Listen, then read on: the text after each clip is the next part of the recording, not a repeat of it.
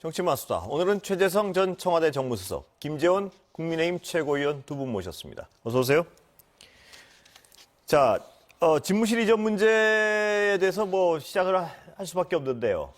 어떻게 보세요? 국민의힘에선 이제 그건 그대로 추진하는 건 거의 기정사실 같고, 지금 여당에서 여러 가지 제기하는 문제점에 대해서는 어떻게 보세요? 하나하나 짚어보겠지만. 예. 네.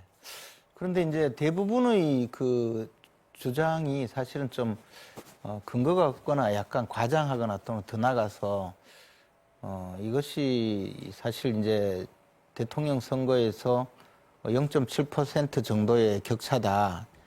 차로 0.7% 정도의 차로 당선된 후보에 대한 약간의 그 불복성 공격 아닌가라는 그런 오해를 받을 수 있을 거라고 생각을 합니다. 너무 이렇게 과도하게 정권 교체기에 벌써 이렇게 공격을 하거나 특히 이제 어떤 경우에는 예비비 사용 문제 자체를 가지고 좀 시비를 건다든가 이런 것 같은 것이 너무 조기에 정권 아직 인수인계도 되지 않는 이 상태에 공격이 좀 과도하다 그런 생각을 갖고 있습니다. 예, 최소님 어떻게 보세요?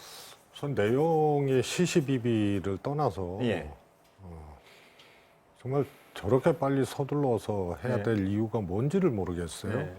사람에게는 좀 상식이라는 게 있잖아요. 예를 들어서 재개발, 재건축을 하더라도 특히 이제 순환형 재개발이다 그러면 옮길 때를 먼저 짓고 그 다음에 철거를 하고 재개발하고 그래서 통상 그냥 재개발 인간한 다음에도 한 4, 5년 정도가 걸리는 거예요. 그런데 대통령 집무실이 말이 그렇지 저긴 국가 컨트롤 타워거든요. 네. 그거를 50일 만에 하겠다는 그 생각이 정말 이게 상상을 넘는 일이죠. 네. 그래서 뭐가 과장이고 또 이게 불복성 이런 주장이다 이렇게 말씀을 하시는데 그렇지 않고요. 누가 불복을 합니까? 그래서 이거는 당선인 측에서 정말 이건 너무 이렇게 무리한 것이다. 그럼 상식을 갖고 있는 일반 국민들도 같은 생각일 겁니다. 그게 우선 제일 큰 거고요. 그러다 보니까 매우 곤란한 상황들이 연출돼서 저는 또 걱정스러운 게 이거를 진행하는 거는 지금 문재인 정부 아닙니까? 그러면 문재인 대통령, 문재인 정부의 국무위원, 또 이제 이런 분들이 움직여줘야 되는 거거든요. 그래서 당선자가 집행하는 게 아니에요.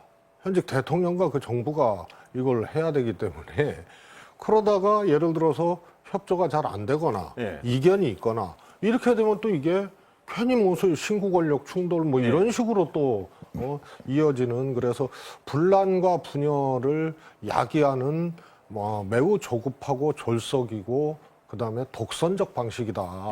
이렇게 얘기할 수밖에 없는 다른 걸 다 떠나서 왜 이렇게 서둘러야만 하느냐 이 질문 같은데 어떻게 보세요? 예. 근데 이제 청와대에 만약에 이제 대통령이 직무를 시작하고 그리고 나서 옮긴다고 하면 사실상 좀 불가능할 가능성이 크고요. 역대 정권에서 모두 다 이런 문제가 있었던 것은 아니지만 문재인 대통령도 광화문 시대를 열겠다고 하고 광화문 시대위원회까지 만들어서 검토하다가 결국은 포기했거든요.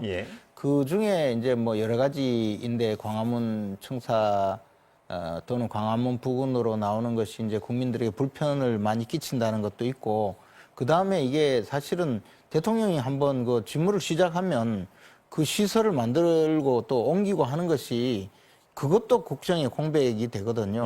그래서 그런 측면에서 보면 대통령이 업무를 시작하기 전에 최대한 신속하게 좀 약간은 좀 어려운 국면이 되더라도 일단 직무 시작을 아예 다른 곳에서 시작을 하면서 조금 보완해 나가는 것이 충분히 그 설득력이 있다고 보여집니다. 저는 이제 문재인 대통령이 어쨌든 그때 당시로는 엄청나게 국민들로부터 환영을 받은 공약인데 그것을 지키지 않았거든요. 그런데 지키지 않은 입장에서 물론 여러 가지 이유가 있었고 또 국민을 위하는 마음에서 지키지 못한 측면이 있을 것이지만 후임자가 이제 다른 방법으로 해서 그런 이제 청와대에서 나와서 국민과 함께 함께 있으면서 국민과 호흡하고 국민의 뜻을 받들면서 대통령의 업무를 보겠다는데 그러면 좀 도와주시는 것이 내가 이 약속을 못 지킨 것을 대신 이행한다는 의미로 어떻게 보면 역사를 바꾸는 그런 대통령이 되는 것이거든요. 그럼 좀 도와주시는 의미로 하면 좋을 텐데 그것을 자꾸 이렇게 다른 시비를 건다고 보여지고 또는 뭐 좀 과장해서 공격을 한다 이런 느낌이 들게 하는 것은 그렇게 온당치는 못하다고 봅니다. 예,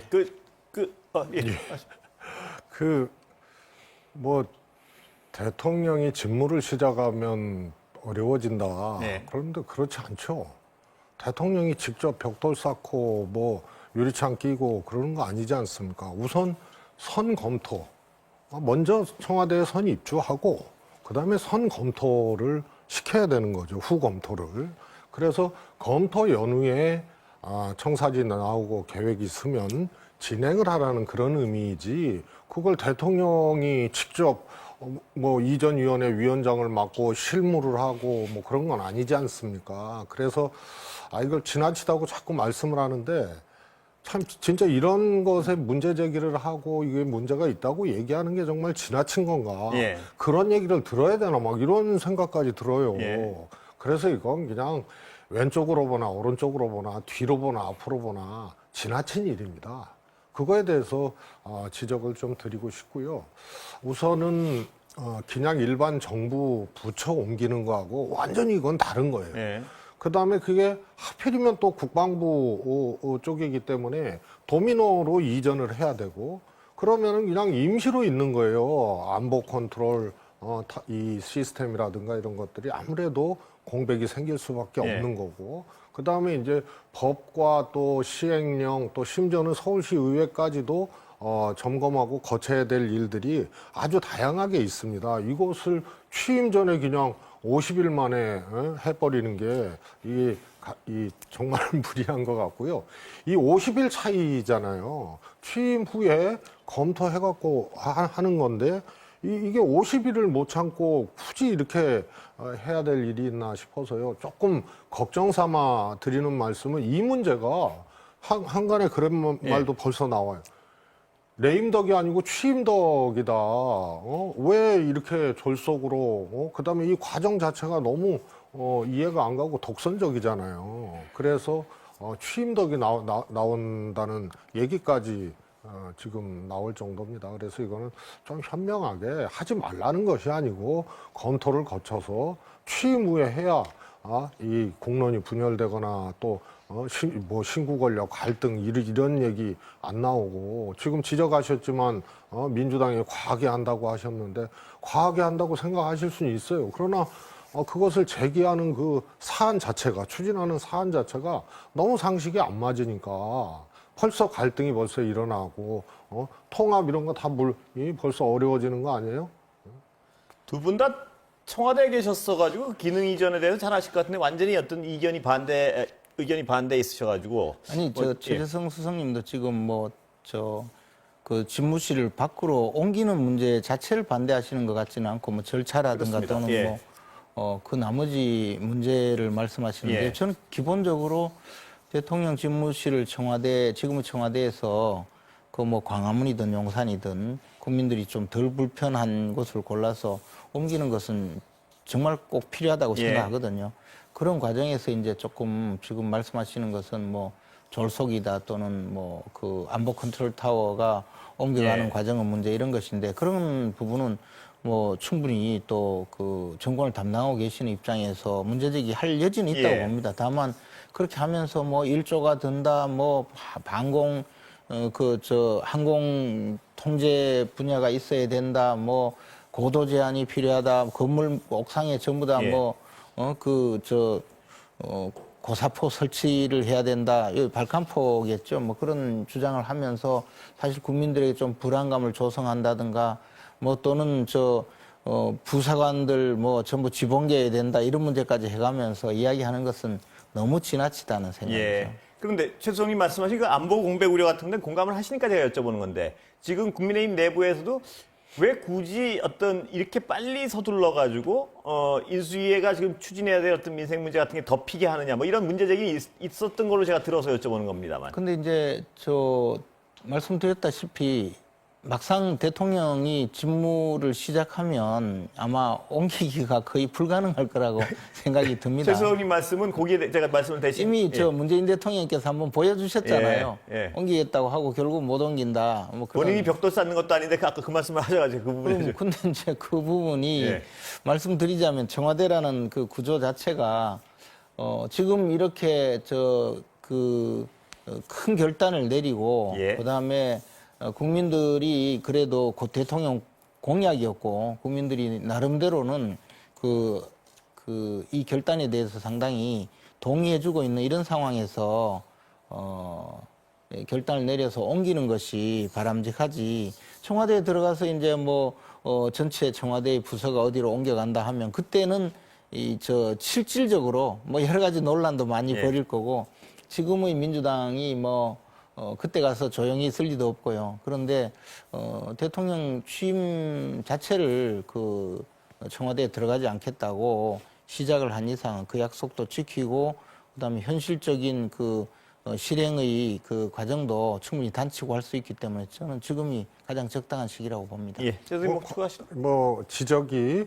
과장됐고 오히려 국민들을 불안하게 일종의 이제 선동적이라는 예. 얘기신데요. 하나하나 다 열거하기 어려울 만큼 제가 한번 써봤어요. 근데 한 30가지 정도 문제가 있더라고요. 아, 써보셨다고요? 예. 그래서 문제점을요? 예를 들어서 예산 같은 경우, 소요 예산 같은 경우에는 4조부터 5천억까지 예. 이렇게 500억 들쭉날쭉합니다. 까지, 예. 500억은 그건 말이 안 제시하는 게 되는 500억이니까요. 그거는 이제 이사 비용입니다. 쉽게 말해서 리모델링 아니, 이사 심옮기는 비용. 비용이란 말씀이시죠? 그냥? 그렇습니다. 지금 이제 국방부 자리를 비고 국방부가 합참으로 가고 합참이 수방사로 예. 가지 않습니까? 그래서 국방부 이전 비용도 안 들어가 있는 거예요. 예. 그냥 대통령 이전 비용만 거기에 포함된 거고. 짐 싸서 이사하는 비용이 이주장이시군요. 그러니까. 이사 한마디로. 비용이죠. 예. 그리고 이사 가면 도배하지 않습니까? 컨트롤 타워니까 이제 보안 시설 예. 이런 거 등등등을 하는 거죠. 예. 그래서 500억은 그건 진짜 하늘 쳐다보기도 민망한 그런 액수고요. 제가 전문가는 아니니까 그러나 대략 김병주 의원이 산출한 것이 정부에서 이제 자료를 받고 이렇게 해서 산출한 거니까 아마 대략 맞을 겁니다. 얼마가 대략? 그건 1조 정도 1조요. 들어가는 거죠. 예. 근데 저는 예산이 들어가는 문제는 필요하면 해야죠. 예. 그러나 작은 예산은 아니지 않습니까? 예. 그러니까 검토하고 또 의견도 듣고 또 예산을 다루는 이제 이 정부 부서가 편성하는 부서가 있는 반면에 통과하는 거는 또 국회 아닙니까? 예. 그래서 우선은 광범위한 논의와 또 검토 이런 것들이 이제 선행이 돼야 되고요. 진짜 들어가면은 못 한다는 말은 정말 그건 저희가 청와대가 무슨 지옥도 아니고 예. 들어가면 못 한다는 말은 너무 억지스러운 말씀인 예. 것 같아요. 들어가면 다 하고요. 예. 그다음에 문재인 대통령이 그러셨잖아요. 문재인 대통령 예. 그러니까 이게 거꾸로 얘기하면요. 공약은 할 수도 있어요. 예. 그러나 검토를 후보 시절에 하기에는 이거는 참 어려운 사안이다. 예. 국가 컨트롤 타워이기 때문에 그렇습니다. 그래서 예를 들어서 이 균형 발전 차원에서 세종시로 가겠다. 공약할 수 있습니다. 예. 그러나 추진을 취임 전에 그냥 아예 해서 결말 낸다는 거는 그런 사안이 아닙니다. 전 부처가 협조를 해야 되고 또 전문가, 국민들 여론 이런 것을 다 봐야 되기 때문에 그래서 문재인 대통령을 자꾸 끌어들이시는데 그래서 안 했지 않습니까? 두 가지 공통점이 있어요. 당선인 하고 문재인 대통령하고 광화문 집무실, 광화문 시대. 공통점이 있습니다. 그래서 조금 더 이 청와대를 좀 변화시키는, 이동시키는 것에 대해서는 아마 문재인 대통령도 공감을 하실 겁니다. 예. 공약을 하셨기 때문에. 예. 그다음에 두 분 다 검토를 했어요. 했다 그랬어요. 광화문을. 그리고 문재인 대통령은 취임 후에 아주 정식적으로 위원회를 만들어서 장기간 검토를 시켰죠. 검토 끝에 두 분 다 안 하겠다고 한 거 이것도 공통점이에요. 그리고 국방부는 당선인이 당선된 다음에 어떻게 보면은 튀어나온 거거든요. 그래서 뭐 김재원 의원님께서 뭐 광화문은 애당초 생각도 없었고 국방부였는데 선거에 영향을 줄까봐 안 했다 이제 그런 말씀을 하셨는데 그것도 참 그 성립되기 어려운 얘기예요. 저는 그 이야기가 아니고 광화문뿐만 아니라 국방부터 그리고 또 다른 여러 가지 지역도 다 고려하고 있었다는 거죠. 김은혜 대변인이 또 후보자도 그랬고요. 광화문으로 특정을 했고 그리고 보안이라든가 동선이라든가 뭐 여러 부분들 이미 검토를 했다. 그리고 보안상 뭐 얘기하기는 어렵다. 이렇게 공식 브리핑을 했어요. 후보 시절에. 그래서 당선되고 난 다음에요. 그런데 이게 광화문이 불가능하거든요. 검토할 시간도 그 며칠로 검토했다는 건 이게 불가능한 거예요.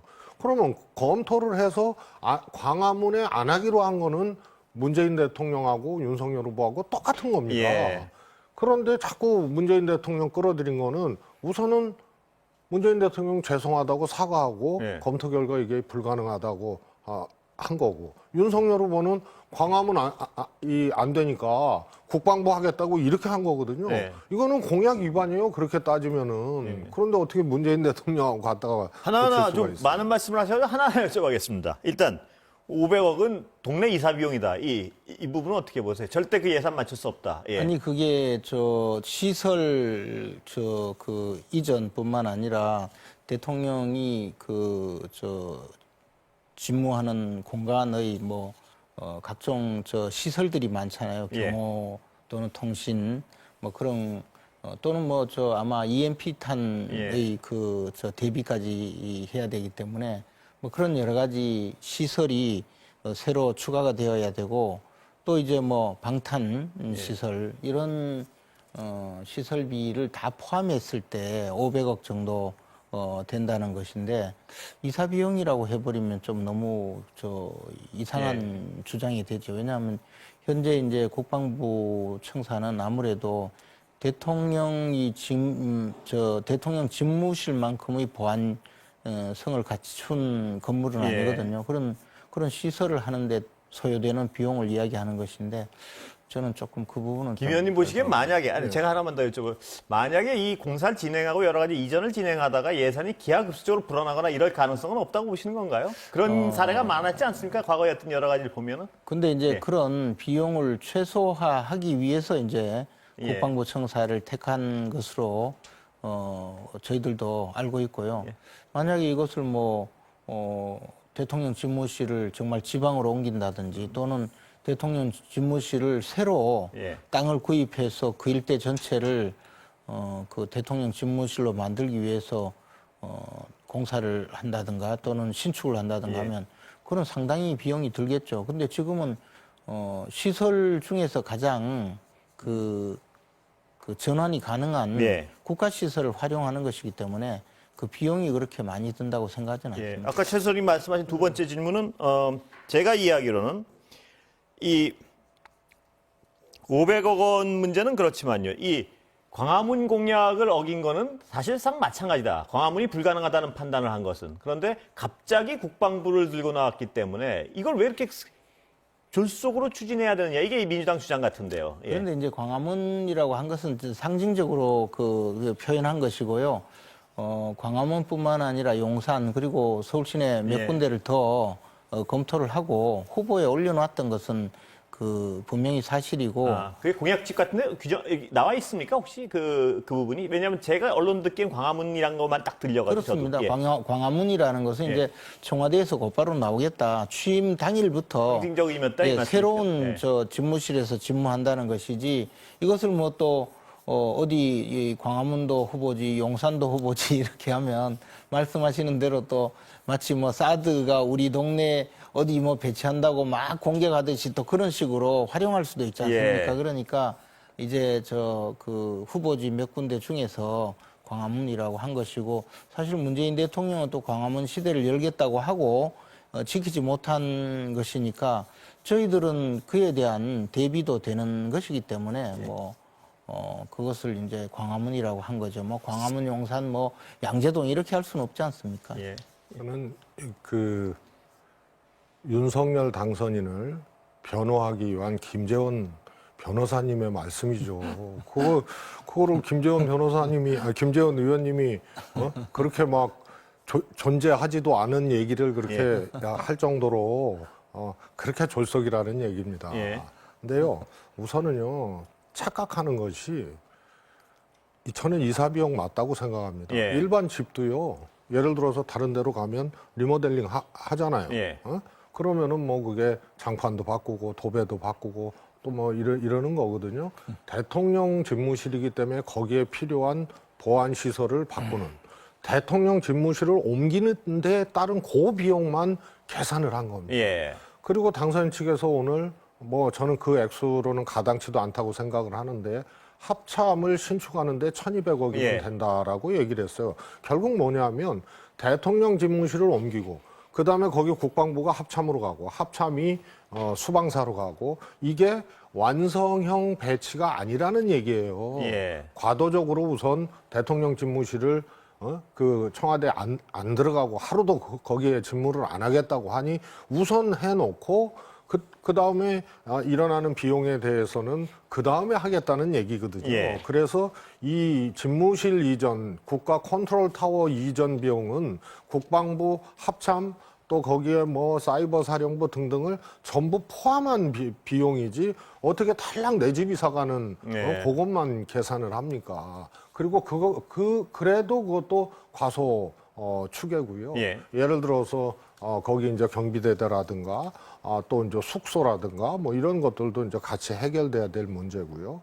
그래서 나는 이런 식의 계산법도 뭐 저는 뭐 이 두 번째 문제라고 예. 생각을 해요. 이런 중차대한 이건 100년지 되기까지는 아니더라도 최소한 3, 4년은 이 시간을 갖고 이동을 시켜야 되는 그런 문제를 무슨 이유인지 몰라도 그냥 50일 안에 이것을 지금 50일도 이제 안 남았어요. 왜냐하면 지금 예비비 협조 요구라든가 이거 처리하는 과정 뭐 이런 걸 빼면은요. 제가 보기에는 또 벌은 까먹거든요. 예. 그러면 이거 한 달 만에 이거 옮기겠다는 이런 엄청난 일을 이렇게 하겠다는 얘기인데 이게 이해가 안 가요. 그러니까 역대 합참의장들 11분이 이건 재고해야 된다고 얘기를 하고 국민의힘 내부에서도 이건 이견들이 있고 반대 의견들이 또 나오는 거 아닙니까? 예. 그래서 이건 그냥 기본적으로 옮기느냐 마느냐의 문제는 대통령 된 다음에 판단하셔갖고 검토하셔서 하면 되는 일을 왜 이렇게 하느냐가 결국은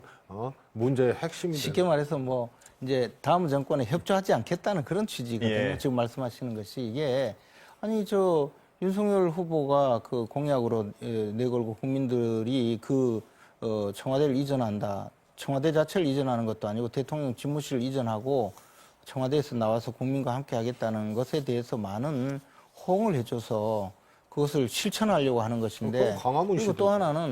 또 하나는 그것을 이제 문재인 대통령이 광화문으로 옮기는 것이 어렵다고 했고 실제 광화문보다는 용산이 훨씬 시민들에게 불편함을 덜 주니까 그렇게 해서라도 약속을 지키겠다는 거잖아요. 그리고 그 과정에 지금 비용 문제 가지고 자꾸 말씀하시는데 그렇게 따지면 우리가 세종시로 정부부처를 옮기고 거기에 청사를 짓고 지금 과천 시민들의 상당한 반발을 무릅쓰고 부처들 상당히 경제부처들은 다 세종시로 옮기고 말았는데 그러한 사회적 비난, 사회적 비용도 결국에는 뭐 지역 균형 발전이 위해서 필요하다고 주장하면서 수도를 뭐 분할하느냐라는 비판까지도 감수했지 않습니까? 그런데 지금 이것은 대통령 집무실을 옮기는 것이기 때문에 그에 비하면 그 어떤 비용이라든가 규모는 그렇게 훨씬 작은 문제라고 볼 수가 있죠. 그래서 저는 이것을 너무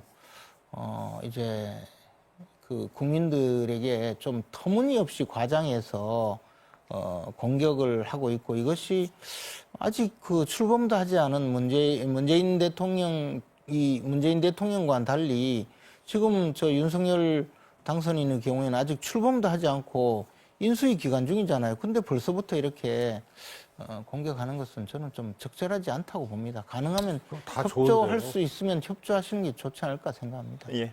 뭐 다 좋은데요. 그런데 왜 50일 안에 하려고 그래요? 그래서 예를 들어서 예. 취임하고 50일 안에 하세요. 그러니까 이제 쉽게 말해서 그거는 쉽게 말해서 이제 윤석열 후보의 공약 이행을 문재인 대통령이 도와주고 싶지는 않다. 이런 논리거든요. 지금 이야기를 예. 들어보면. 그러니까 과연 그것이 꼭 이 나라를 위해서 필요한가. 문재인 대통령은 지키지 못했던 약속이잖아요. 그래서 후임자가 지키려고 하는데 국민들에게 불편함을 좀 덜한 방식으로 지키겠다는 것이고, 그것이 문재인 대통령도 광화문 시대를 열자고 할 때의 그 가치가 있잖아요. 그때는 그러면 뭐 돈이 안 듭니까? 그때도 마찬가지로 돈이 든다는 전제 아래 그런 공약과 약속을 했던 것인데, 지금 후임자가 그때보다도 오히려 좀 더 과감하게, 그리고 국민들에게 불편함을 덜 끼치는 방식으로 하겠다는데, 그것을 왜 저렇게까지 하시는지 저는 솔직히 이해가 좀 안 돼요. 이런 거죠. 문재인 대통령님 협조 안 하겠다고 그렇게 이제 예단을 하시는데요. 왜 그런 상황을 만드냐는 거예요. 50일 차이로. 네. 그래서 협조하고 안 하고의 문제가 아니고, 사실 김재원 의원님도 깜짝 놀랐을 거예요. 아니에요. 처음에 이게 단 하루도 네. 그냥 당선되고 그 인수 기간에 이걸 하겠다는 이런 것에 대해서는요. 정말 놀랐을 거예요. 아니, 당초 약속이 그랬어요. 제가 뭐 놀랄 게 뭐 있습니까? 아니, 당선된 후가 아니고 하루도 청와대에 근무를 안 하겠다라고 대통령 이제 지금 당선인이. 저는요, 저 개인적으로 저도 청와대 근무해 봐서 아는데, 청와대 일단 들어가면 나오기 어렵다고 봐요. 솔직히.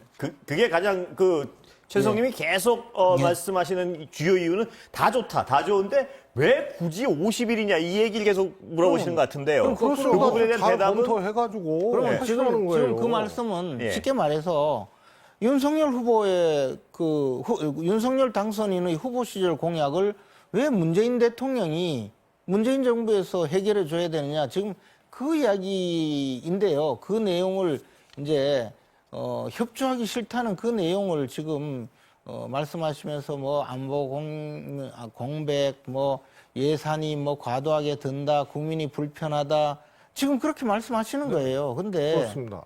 그렇잖아요. 문재인 대통령님 생각은 모르겠으나 예.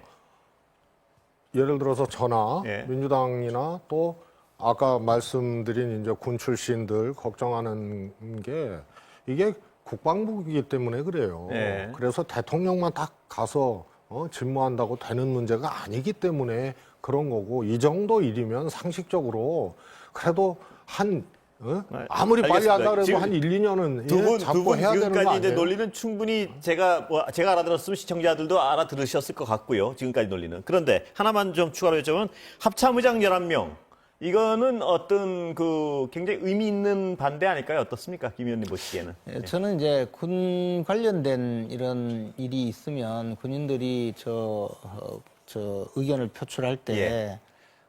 사실은 그 부분에 대해서는 조금 생각이 달라요. 그러니까 군인들께서 이제 그 의견 표출할 때 우리 민주적인 정부에서 일하는 그 일반 사람들과 또 뭐 예를 들어 정치권에 있는 사람들이 느끼는 그 국민들과 부대끼면서 국민들의 생각을 집행하는 사람들과, 군인들은 아무래도 조금 이제 군조직의 특성상 평생 이제 군에서 일하신 분들이거든요. 안보위원회는 약간 실질이 있지 않을까요? 합참의장님들인데 그래도 과거.